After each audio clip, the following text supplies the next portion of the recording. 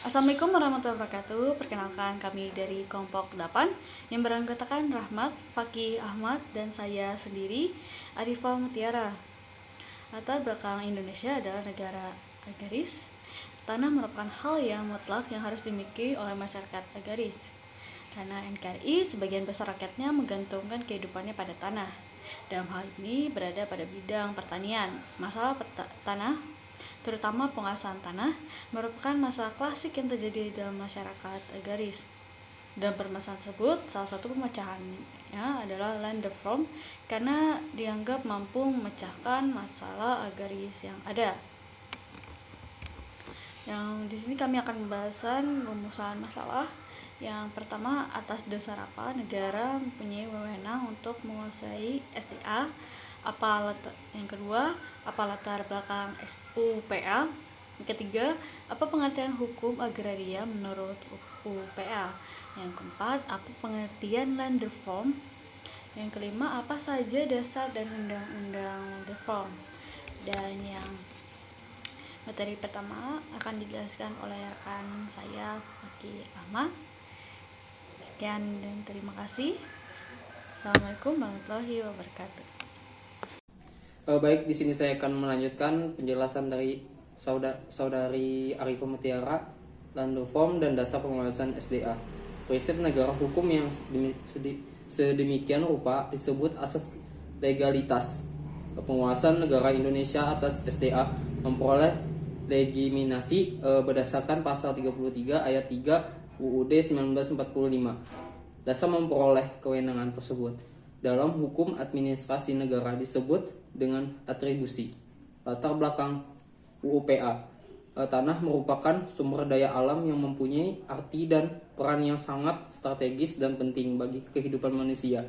Tanah merupakan moda dasar pembangunan yang sangat strategis, merupakan bagian dari sumber daya agraria yang keberadaannya tidak terbatas.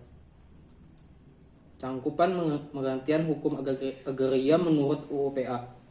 UUD nomor 5 tahun 1990 tentang Peraturan Dasar Pokok-pokok Agraria atau UUPA telah memberikan cangkupan sumber-sumber agraria meliputi seluruh bumi, air, dan ruang angkasa, termasuk kekayaan alam yang terkandung di dalamnya. Pengertian land reform. Land reform adalah perombakan struktur pertanian lama dan pembangunan struktur pertanian lama menuju struktur pertanian baru. Dasar-dasar land reform. Land reform adalah perombakan struktur pertanian lama, pembangunan struktur pertanian lama menuju struktur pertanian baru. Dasar-dasar land reform yaitu adalah Pancasila, Undang-Undang Dasar NRI 1945, land reform dalam Undang-Undang Pokok Agraria atau UUPA, beberapa ketentuan pelaksanaan land reform. Undang-Undang tentang land reform. 1. Undang-Undang nomor 5 tahun 1960 tentang Peraturan Dasar Pokok-pokok Agraria. 2. Undang-Undang nomor 2 tahun 1960 tentang perjanjian bagi hasil tanah pertanian. 3. Undang-Undang nomor 56 tahun 1960 tentang penetapan luas tanah pertanian. 4. Peraturan Pemerintahan nomor 224 tahun 1961 tentang pelaksanaan pembagian tanah dan pemberian ganti rugi atau nomor PP nomor 41 tahun 1964 dan PP nomor 4 tahun 1977. Selanjutnya akan disampaikan oleh saudara Fakih Ahmad. Kepada Fakih Ahmad saya persilakan. Baik, selanjutnya akan saya lanjutkan. Beberapa ketentuan pelaksanaan land reform adalah perombakan struktur pertanian lama dan pembangunan struktur pertanian lama menuju struktur pertanian baru.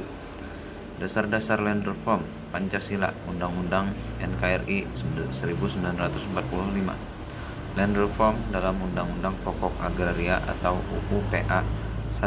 Mengatur dan menyelenggarakan peruntukan penggunaan, persediaan, dan pemeliharaan bumi, air, dan luar angkasa tersebut. 2. Menentukan dan mengatur hubungan hubungan hukum antara orang-orang dan perbuatan-perbuatan hukum yang mengenai bumi, air, dan angkasa. 3. Menentukan dan mengatur hubungan-hubungan hukum antara orang-orang dan perbuatan hukum yang mengenai bumi, air, dan ruang angkasa. 4. Sementara wewenang tersebut harus digunakan untuk mencapai sebesar-besarnya kemakmuran rakyat dalam arti kebangsaan, kesejahteraan, dan kemerdekaan dalam hukum Indonesia yang merdeka, berdaulat, adil, dan makmur. Kesimpulan, penguasaan negara Indonesia atas SDA memperoleh legitimasi berdasarkan pada pasal 33 ayat 3 Undang-Undang 1945. Dasar perolehan kewenangan tersebut dalam hukum administrasi negara disebut dengan atribusi. Dengan demikian, pelaksanaan land reform dapat diartikan membantu mewujudkan tujuan nasional negara kita, yaitu masyarakat adil dan makmur. Wassalamualaikum warahmatullahi wabarakatuh.